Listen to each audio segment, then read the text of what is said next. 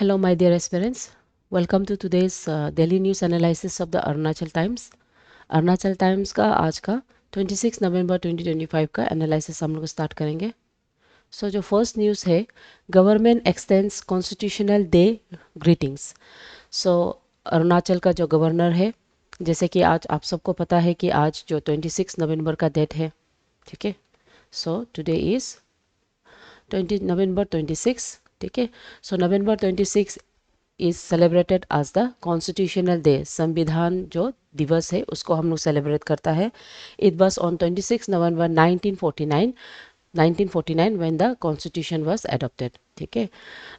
And here the governor of Arunachal Pradesh, he has paid his tribute to Dr. B.R. Ambedkar, who is regarded as the chief architect of the constitution, ठीक है। सो constitution का सबसे पहले constituent assembly का establishment आपका 1946 में start हुआ था, जिसमें कॉन्स्टिट्यूशन बनाया जाएगा फॉर द इंडिपेंडेंट इंडिया। और ये drafting committee was headed by doctor B R Ambedkar, who is known as the chief architect of the Indian constitution.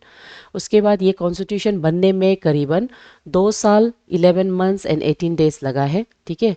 उसके बाद ये मतलब बन के इसका एडॉप्ट करके इसको नवंबर 26 1949 में ये आया है, लेकिन केम इनटू इफेक्ट फ्रॉम 26 जनवरी 1950। ये जो पूर्ण स्वराज का जो डे था, ठीक है, वो डे को याद करते हुए, पूर्ण स्वराज का जो डे था उसको याद करते हुए जनवरी 26 1950 को इफेक्टिव रखा है, जिसको हम रिपब्लिक डे ऑफ इंडिया मनाता है, ठीक है। At the time of the drafting, original constitution में 1950 में जब वो ड्राफ्ट होके इफेक्ट होके वो लागू हो गया, तब उसमें आर्टिकल 395 था, लेकिन अभी करीबन 448 है अप्रोक्सीमेट, है ना। उसके बाद उसमें parts of the constitution 22 parts था, लेकिन अभी 25 पार्ट्स है। शेड्यूल 8 है और अभी शेड्यूल 12 है। तो ये जो जितना आपको यहाँ देख रहा है, ये प्रीलिम्स का फॉर्मेट में बहुत इंपॉर्टेंट होता है, पूछा जाता है। आपको पूछ सकता है कितना समय लगा है, ड्यूरेशन पूछ सकता है, कब एडॉप्ट हुआ है वो पूछ सकता है, कब केम इनटू फोर्स हो सकता है, at the time of formation कितना आर्टिकल, पार्ट्स और शेड्यूल था, ये सब पूछा जा सकता है। साथ ही साथ ड्राफ्टिंग कमेटी का हेड कौन है, एज वेल एज आपका chief architect of the Indian constitution कौन है, ये सब क्वेश्चन प्रीलिम्स लेवल में पूछा जाता है, ठीक है। तो यहाँ में जितना लिखा है ये फ्रॉम द प्रीलिम्स पर्सपेक्टिव ये पॉइंट्स को बना के रखा है, ठीक। उसके बाद न्यू होया स्पीसीज डिस्कवर्ड इन चांगलांग, ठीक है। एक नया ही प्लांट स्पीसीज होया स्पीसीज आपका अरुणाचल प्रदेश का चांगलांग डिस्ट्रिक्ट में डिस्कवर किया है। This species is known as Hoya दावी दाविनेसिस। ये एक बहुत ही remote and biodiversity rich area of the Vijaynagar area of the Changlang district में by the botanical survey of India ये डिस्कवरी हुआ है। Such discoveries basically states of unmatched biodiversity and hotspot biodiversity of Arunachal Pradesh के बारे में बताता है, ठीक है। ये जो न्यू स्पीसीज है, एग्जाम पॉइंट से आपको उसका नाम याद करना है, कहाँ डिस्कवर किया है, विजयनगर चांगलांग डिस्ट्रिक्ट में, है ना। उसके बाद दूसरा, ये जो किस तरह का प्लांट है, ये एक ट्रॉपिकल फ्लावरिंग स्पीसीज है, ओके।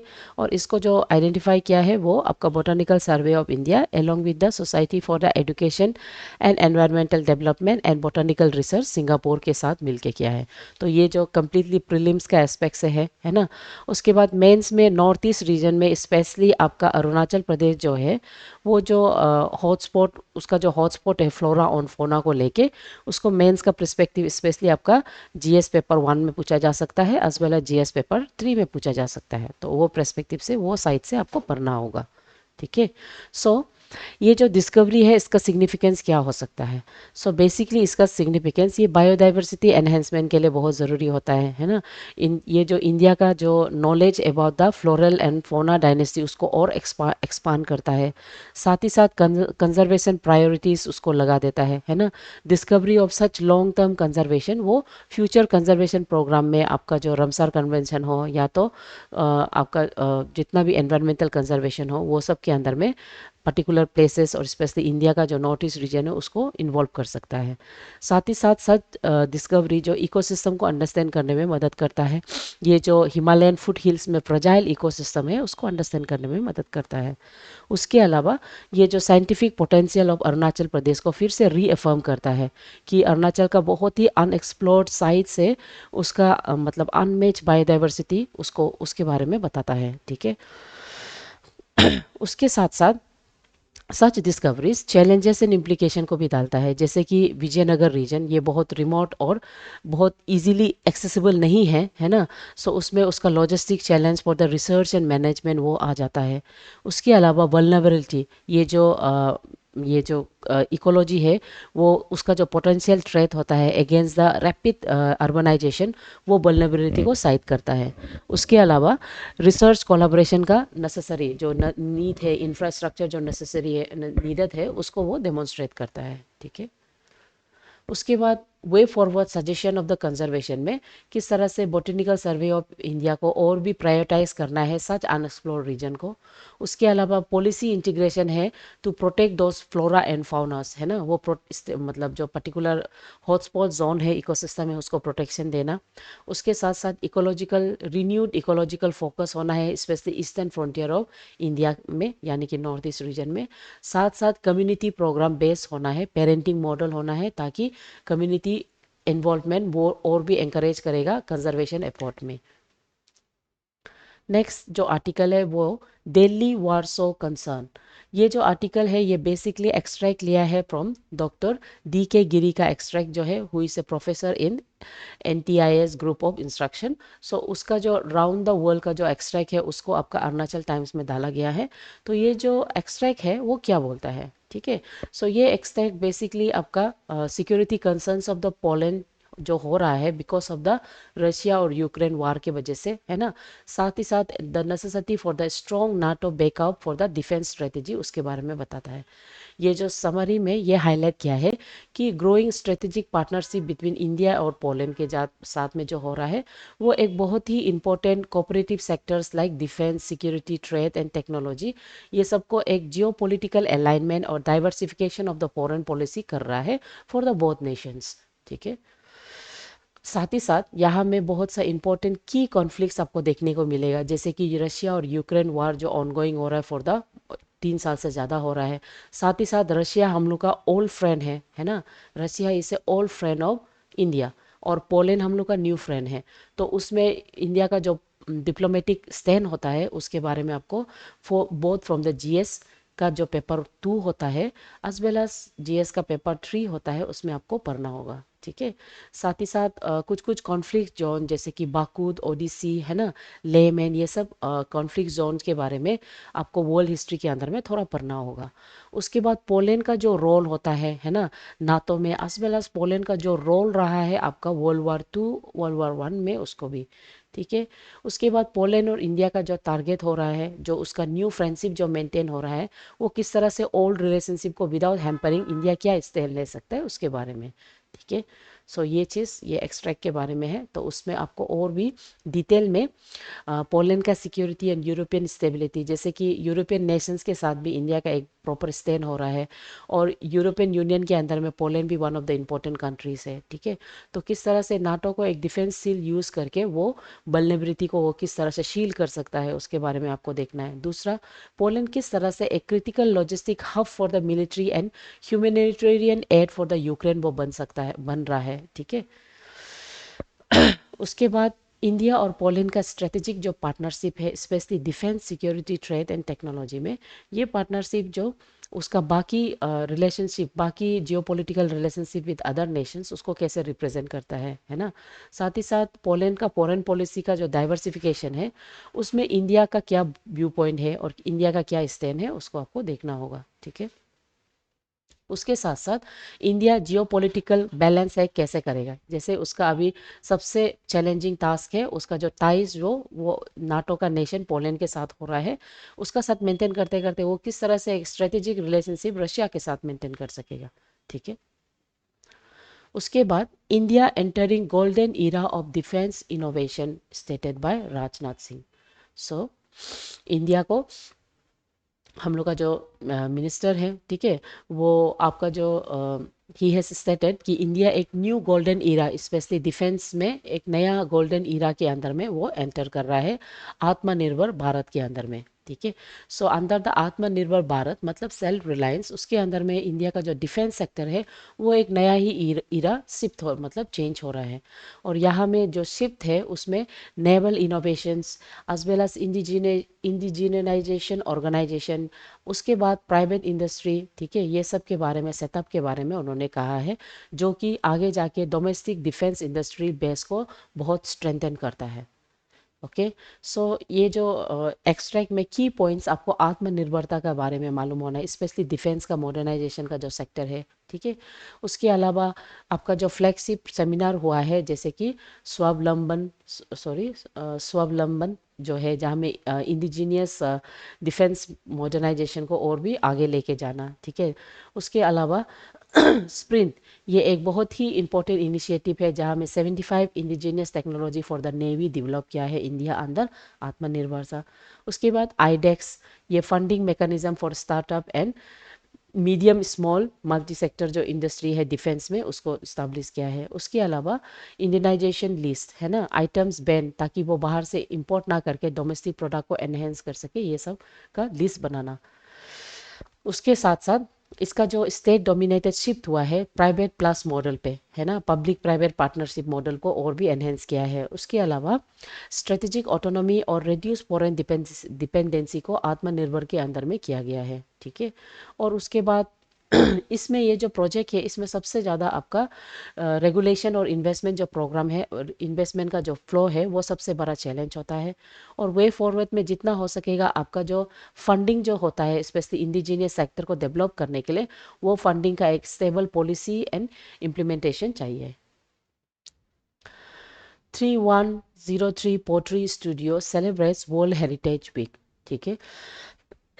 द 3103 स्टूडियो जो कि नाहरलगन पे बेस्ड है, they have celebrated a world heritage week on the pottery, ठीक है। तो ये जो वर्ल्ड हेरिटेज में उन्होंने बेसिकली आपका they have put an effort to revive and document the vanishing indigenous traditional pottery of the Apatani tribe of the Arunachal Pradesh. Arunachal Pradesh में जो अपतानी ट्राइब से जो लोअर सिबनसिरी डिस्ट्रिक्ट में बेसिकली पाया जाता है, वो लोग का जो पोट्री है जिसको लोकली हम डेकिंग बोलता है, क्ले पॉट, और नीरी पुचिंग, है ना, नीरी पुचिंग जो स्मॉलर रिचुअलिस्टिक पॉट्स होता है जो ऑलमोस्ट ब्लैकिश कलर में होता है, और कोई कोई लोग उसको बैम्बू से भी बनाता है आजकल। तो ये एक ट्रेडिशनली मेड आपतानी वोमेन होता है जिसको हैंड मोल्डिंग से बनाता है, पोटर व्हील के अलावा हैंड मोल्डिंग से बनाता है। और ये जो इसको बहुत ही restricted few clans in Ziro community use करता है।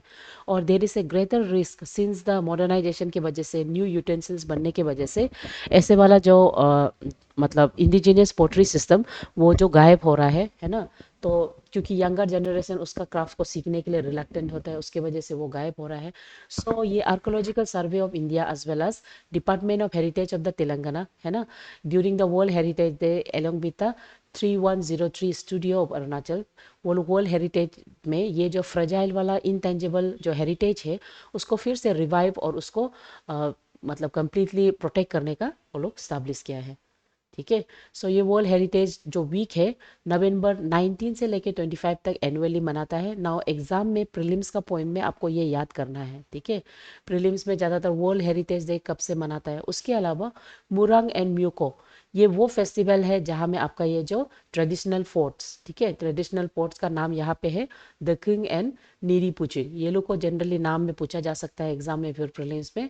तो ये पोर्ट्स का कंजर्वेशन, और ये पोस्ट को ज़्यादातर आपका म्यूको और मुरंग में यूज़ किया जाता है, ठीक है।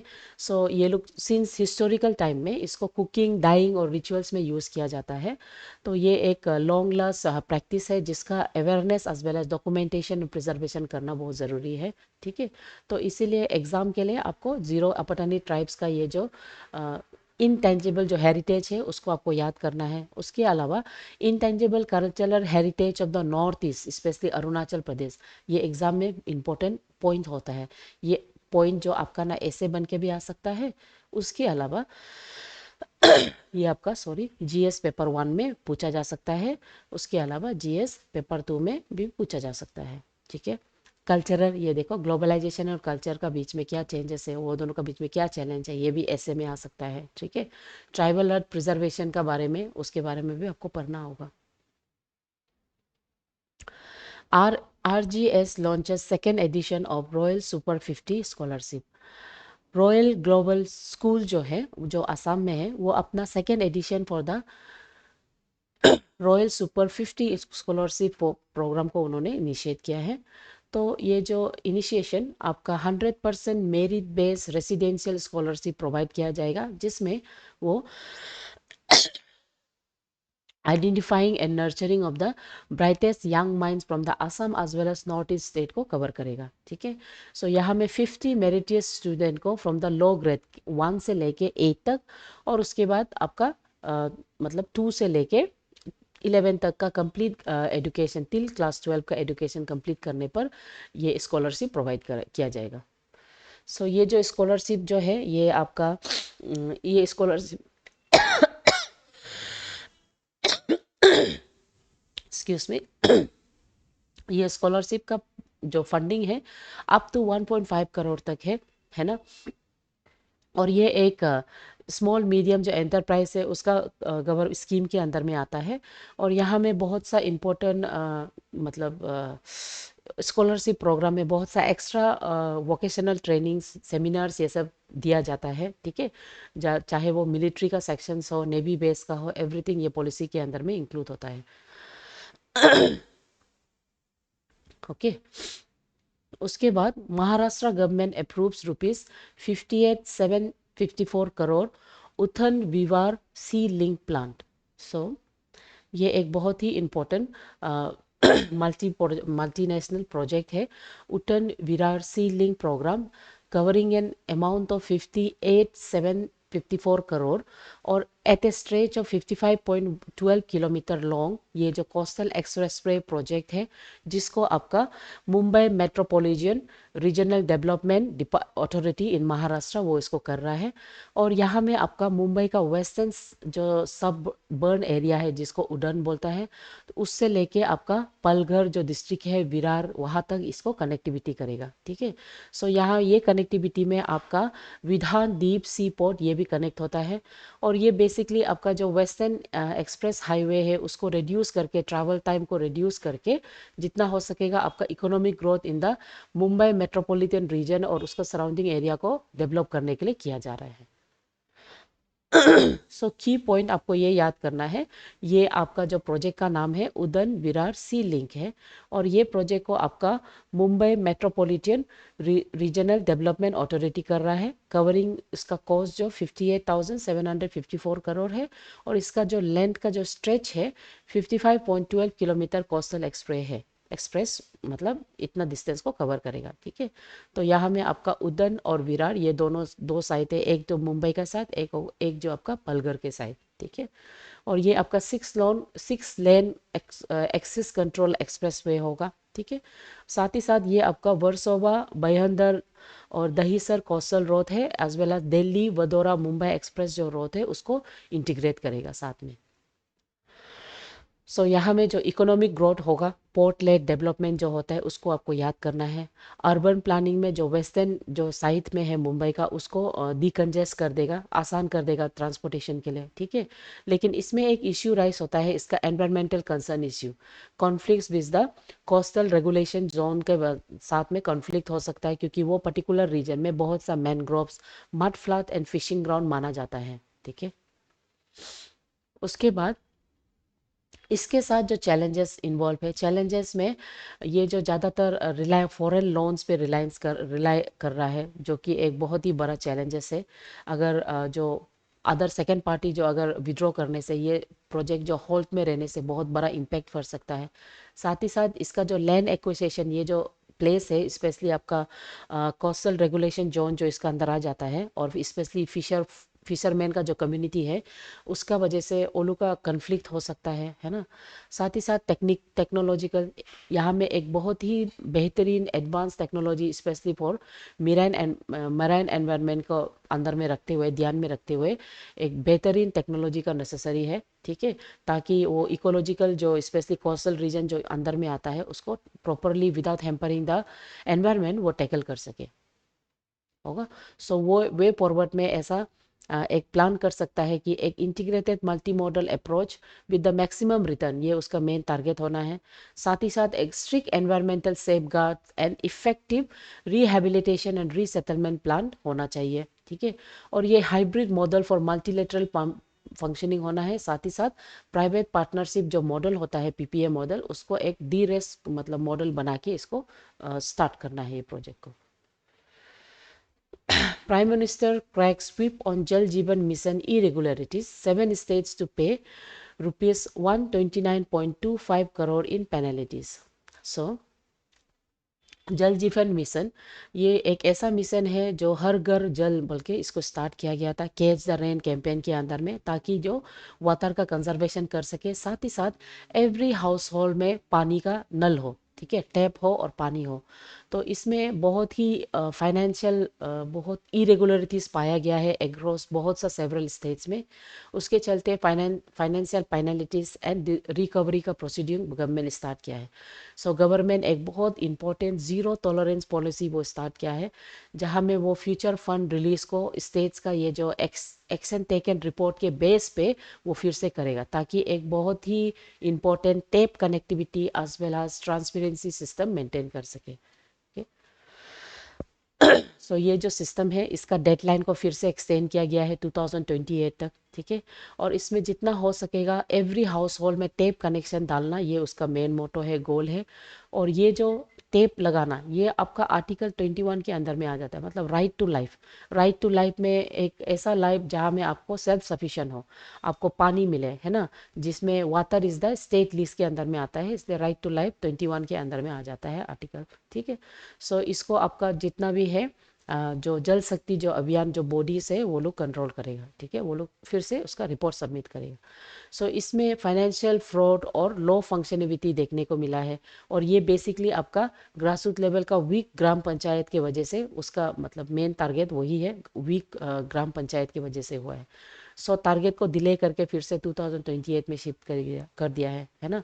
और ये मतलब अभी एक अकाउंटेबिलिटी एंड एक्शन प्लान मतलब बॉडी बनाया है जो कंप्लीटली फंड को प्रॉपरली ट्रांसफर करेगा, एज वेल एज जो सही रिपोर्ट है उसको थर्ड पार्टी मतलब ऑडिट सिस्टम को हटा के एक मतलब डायरेक्ट बेनिफिट सिस्टम वो लोग डालने का कोशिश कर रहा है। Assam government tables bill to ban polygamy, proposes jail fine for the offenders. सो असम जो गवर्नमेंट है उन्होंने Assam prohibition of the polygamy bill 2025 को वो लोग कम्प्लीटली पास किया है, जिसमें पोलीगेमी को कम्प्लीटली क्रिमिनलाइज किया है अक्रॉस द स्टेट। और यहाँ में पोलीगेमी जो करता है उसको 7 years of imprisonment and fine दिया जाएगा। उसके साथ साथ एक और भी बहुत टफर पेनल्टीज देगा अगर कोई कंसील करता है पोलीगेमी को। सो ये चीज़ जो आपका यूनिफॉर्म सिविल कोड के अंदर में to promote gender justice and legal uniformity के लिए इसको डाला गया है, ठीक है।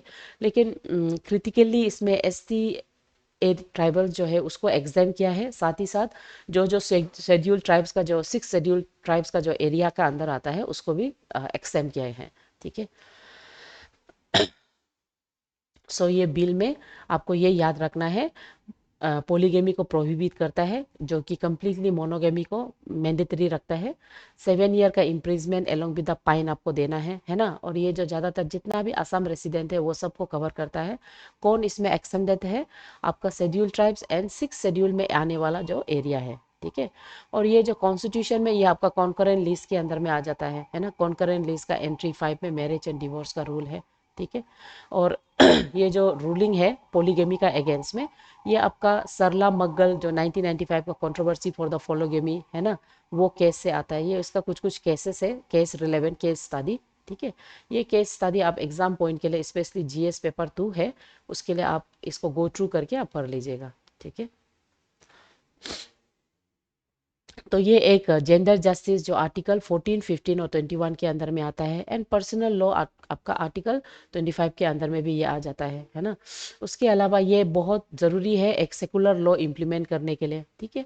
उसके बाद चैलेंजेस में इसका चैलेंजेस हो सकता है risk for the constitutional challenges, जैसे कि आपका आर्टिकल 14 के अंदर में 371B और 6 शेड्यूल का एग्जाम्पशन होना, ये एक चैलेंज बन सकता है, ठीक है। सो वे फॉरवर्ड में गवर्नमेंट जो ग्रेजुअली एक ऑटोनोमस मतलब एक बहुत ही ग्रेजुलाइजेशन अप्रोच डाला है ये बिल के अंदर में, जिसमें autonomous council for the ST का इंक्लूजन स्लोली स्लोली कर रहा है ना, इफेक्टिव एनफोर्समेंट में वो लोग ध्यान दे रहा है।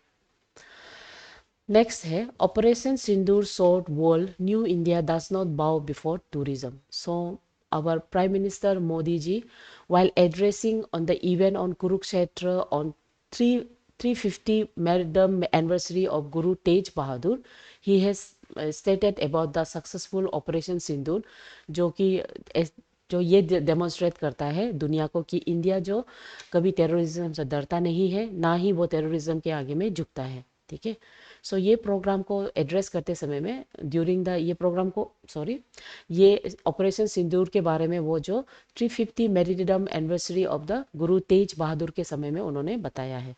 तो ये जो प्रोग्राम था यहाँ में ऑपरेशन सिंदूर का बारे में वो ये बताया कि वो सबसे बड़ा एग्जाम्पल है इंडिया का steps towards the fight against tourism. ठीक है, साथ ही साथ वो प्राइम मिनिस्टर हैज एम्फसाइज कि India wants peace but not compromise on the national security, यानी कि इंडिया को पीस चाहिए लेकिन वो कभी भी नेशनल सिक्योरिटी पे कॉम्प्रोमाइज नहीं करेगा। ठीक है, साथ ही साथ वो स्टेट क्या है, प्रधानमंत्री जो ये स्टेट करता है कि इंडिया जो एवरी चैलेंजेस को करेज और क्लियरिटी के साथ रेस्पॉन्स करेगा, और इंडिया जो कभी नहीं डरता है, कभी रुकेगा नहीं और कभी बाव नहीं करेगा बिफोर द टेररिज्म। सॉरी, सो इसमें our prime minister has recalled his visit to the Ayodhya, है ना, और कतरपुर साहिब वहाँ में, और साथ ही साथ वो जो गुरु गोविंद सिंह एंड गुरु नानक देव का जो कंट्रीब्यूशन रहा है इंडियन सोसाइटी में उसको वो प्रेस किया है। उसके साथ साथ जो अब मतलब इवॉल्विंग जो इश्यूज है जैसे कि ड्रग एडिशन का इश्यूज है ना, वो सब के बारे में उन्होंने कंडम किया है और यूथ्स को वो एडवाइस किया है कि गुरु का पाथ वे में चलने के लिए। उसके अलावा ये जो रिलीजियस सेरेमनी जहाँ में मेरिटम का एनिवर्सरी एज वेल एज वो महाभारत अनुभव केंद्र को भी वो विजिट किया है, और वहाँ में वो महाभारत का सीन को वो इमेंसली वो एक्सपीरियंस करके उसको बहुत मतलब ग्रेटिट्यूड दिखाया है। ठीक है, उसके साथ साथ वहाँ में Panchajanya memorial dedication of the lord Krishna जो ज्योतिसर में है उसको भी वो अनवेल किया है। ठीक है, सो ये आज का वही प्रोग्राम है। तो इसका जो विजिट है ये आपका न्यूज़ एनालिसिस के लिए प्रीलिम्स के लिए ज़रूरी है ना। प्रीलिम्स में आपको मतलब किसका कितना मतलब जैसे कि 350 मरीटरडम एनिवर्सरी किसका मनाया गया है, ये सब क्वेश्चन आपको पूछा जा सकता है। ठीक है, उसके बाद thought of the day, it is fine to celebrate success but it is more important to heed the lesson of failure. So Bill Gates one of the leading personality in wealth wise in knowledge wise, Bill Gates, he states that कि ये जो failure होता है they are more important the success. Failure teachers मतलब failure आपको इस success को celebrate करने में मतलब मतलब इस सक्सेस को वैल्यू करने में मदद करता है। ठीक है, so failures are the stepping stones to success. So multiple choice question में consider the following statement regarding the recent plant discoveries in Arunachal Pradesh. Number one, Hoya dauendis is a newly discovered species of a tropical flowering plant documented in the Changlang district. First. Second, the region of Vijayanagar where the discovery was made is a part of Indo-Burma biodiversity hotspot. Second. उसके बाद third है discovery of the Hoya मुमारियाली marks is first ever documentation in India. ये नहीं है, होया दावादियंसिस है नाम जो ना, तो ये नहीं है, ये गलत हो गया। और विजयनगर जो इंडो बर्मा बायोडाइवर्सिटी के अंदर में नहीं आता है। ठीक है, सो आपका एक ही क्वेश्चन सही है, वो नंबर 1 होगा। Consider the following statement regarding Jal Jeevan Mission based on the following provided article. The mission was launched in 2019. Okay हाँ, 2019 में तो लॉन्च किया था with the objective to provide tap water connectivity to every household in the country over a period of 5 years। हाँ, ये था इसका mission जिसको 2028 तक फिर एक्सटेंड किया है। ठीक है, उसके बाद the central government has impose financial penalties exceeding rupees 129 crore on 7 states due to irregularities in जल जीवन मिशन। यस, फाइन इम्पोज किया गया है, ये भी सही है। उसके बाद मैक्सिमम पेनल्टीज फॉर इरेगुलरिटीज बस recovered from the state of, नहीं, गुजरात से नहीं है, तो ये तो गलत है। ठीक है, सो ऑप्शन हो जाता है आपका 1 and 2। With reference to Royal Super 50 Scholarship Program, consider the following. Royal super 50 scholarship सबसे पहले number one, it is a scheme launch by government of Assam. नहीं, इसको गवर्नमेंट ऑफ असम लॉन्च नहीं किया है, बल्कि इसको आपका royal global academy, royal global academy जो स्कूल है, ठीक है, जो असम में है, काजीरंगा साइड में जो स्कूल है, वो इसको लॉन्च किया है। ठीक है, तो ये गलत हुआ। उसके बाद scholarship is merit based and offers 100% scholarship to student from Assam and rest of the, yes ये सही है। उसके बाद selection process involves an entrance test covering reasoning aptitude and subject, हाँ ये तो सही है, वो तो होना पड़ेगा। ठीक है, सो इसमें ऑप्शन हो जाता है आपका 2 एंट्री ये। सो शायद इतना ही एमसीक्यू बना सका है। तो यहाँ पे आज का न्यूज़ इतना ही है। सो आई होप आपको पसंद आया हो, समझ में आया हो। कुछ भी क्वेरी से आप गिवन नंबर में कॉल कर सकता है, और इस तरह से फॉलो करके न्यूज़ को हम लोग को सपोर्ट कीजिएगा। Thank you.